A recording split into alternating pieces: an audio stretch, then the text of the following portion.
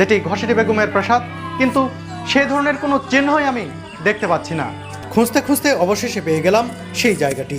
কত সময় চলে গেছে, ভাগীরথীর জল কত বয়ে গেছে, তবু মতিঝিল আজও রয়ে গেছে, কিন্তু নেই শুধু সেদিনের সেই প্রাসাদ।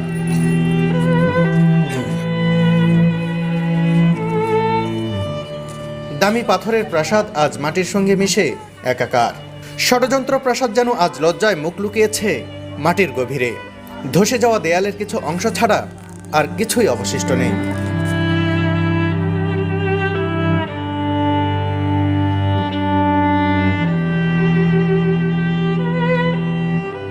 মীর জাফর, ঘসেটি বেগম, লর্ড ক্লাইভ, জগৎ শেঠের ভাস্কর্য সম্বলিত মঞ্চ তৈরি করা হয়েছে বিলুপ্ত প্রাসাদের সামনে। এই জায়গাটিতেই প্রতিদিন সন্ধ্যা 6:30টায় পলাশীর ইতিহাস নিয়ে লাইট অ্যান্ড সাউন্ড শো হয়। আপনারা এখানে ঘুরতে এসে যদি এই সাউন্ড শো না দেখেন